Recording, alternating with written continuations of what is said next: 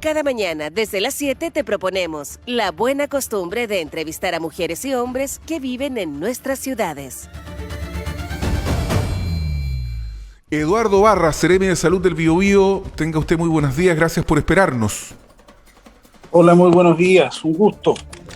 Igualmente, Eduardo, vamos a dejar al tiro con Seremi de Salud para conversar con usted, desde ya advirtiéndoles que se nos redujo el tiempo producto de esta noticia de última hora que estábamos comunicando. Así es que, María José. Sí, Seremi, Eduardo Barra, hace ya mucho tiempo que el COVID-19 ha dejado de ser un tema totalmente relevante también en los contenidos de acá de opinión en el programa. Y eso es porque ya hemos dejado atrás un pic de contagios por COVID-19. Sin embargo, todavía hay preocupación al respecto. ¿Cuáles han sido los avances?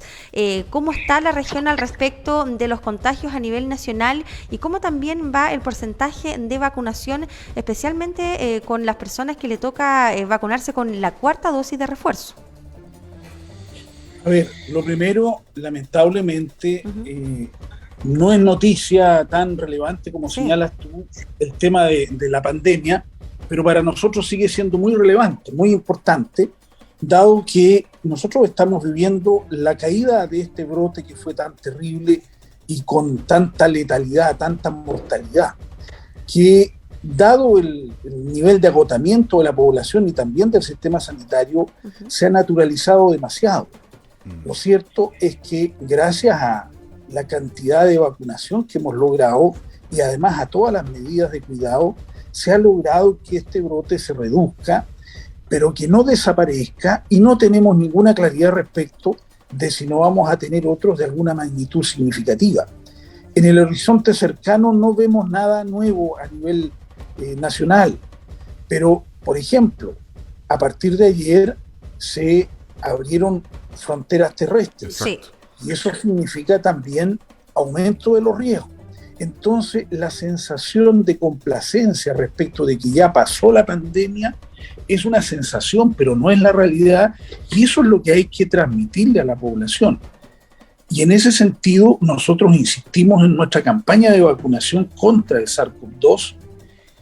La verdad es que vamos bastante adecuado a nivel regional en torno a lo que es el país, pero hay algunos grupos objetivos que nosotros hemos insistido en que debemos poner mayor precaución, particularmente en lo que son los grupos de escolares. Y por otro lado, a diferencia de lo que fue el año 2021, y también parte del 2020, el nivel de circulación de virus estacionales, entiéndase sincicial respiratorio, adenovirus, parainfluenza e influenza A, es alto. Y eso también implica que si nosotros, por ejemplo, no usamos en forma persistente las mascarillas, vamos a tener más infección y riesgo. Y por ende también mayor estrés a un sistema hospitalario que está francamente complicado en términos de poder enfrentar el año que viene. Seremi, yo tengo una duda con respecto al grupo de escolares, con respecto a la vacunación. ¿Cuántas vacunas se le exigen a los niños, niñas y adolescentes? ¿Se le exigirán las 4 dosis tal como a los adultos? Y otra pregunta, ¿se planea tener más dosis de refuerzo más allá de la cuarta? ¿Qué va a pasar después? A los niños escolares y preescolares se les exige completar el marco de vacunación general, las 4 dosis, es decir, la vacunación completa y las dosis de refuerzo. En eso hemos ido avanzando en el último mes en forma significativa. Nosotros hemos insistido con los padres y apoderados, que son los que tienen que darnos la autorización. A diferencia de la vacuna contra influenza, hemos insistido en el valor que tiene su vacunación, dado que ellos son vectores, sobre todo las familias, llevan y traen virus y pueden favorecer infección también de los adultos. Ojo con eso. Y lo otro que tú señalas, la verdad es que la discusión es si vamos a tener quinta dosis o vamos a tener una dosis anual por varios años. El concepto es que la influenza es estacional, que la pandemia se mantiene por al menos 5 años y probablemente nos va a obligar a definir una vacunación anual para el SARS-CoV-2. Todavía es prematuro definirlo. ¿Por qué? Porque tenemos que ir evaluando la respuesta epidemiológica de la comunidad, pero indudablemente que esas son las alternativas. Por eso, no a la autocomplacencia respecto de la infección. Hay que tener cuidado, bajo mucho la percepción de riesgo, y lo cierto es que en la medida que van pasando los meses, también aparece población que ya pasó los 4 a 6 meses del periodo de la última vacunación y tiene que reinsistir en vacunar. Sí, hay dos preguntas, Seremi, con respecto al tema de las clases presenciales. ¿Cómo ha ido evaluando desde la cartera de salud este retorno? Ya llevamos, ¿cuántos meses de clase ya? 2 meses de clase. Al principio hubo muchísimos brotes. Sí. Al parecer, y yo tengo la percepción ciudadana nomás, por eso le pregunto, que esto se ha calmado, que ya los establecimientos están pudiendo recuperar la normalidad, porque al principio hubo muchísimos brotes, al menos entre mis conocidos lo pude así aseverar. Eso como primera cosa. Y en segundo lugar, quisiera preguntarle si tiene información con respecto a este adenovirus que ha impactado ya en algunos países y que ha propiciado enfermedades como la hepatitis en niños, niñas. ¿Cómo va eso en Chile y qué medidas también se han tomado al respecto? Bueno, lo primero, en realidad, la magnitud de los brotes de escolares no fue tan significativa como incluso nosotros esperábamos. No llegó a más allá, por ejemplo, en nuestra región, le tuvo 1,2% de la población escolar que estaba al año 2017.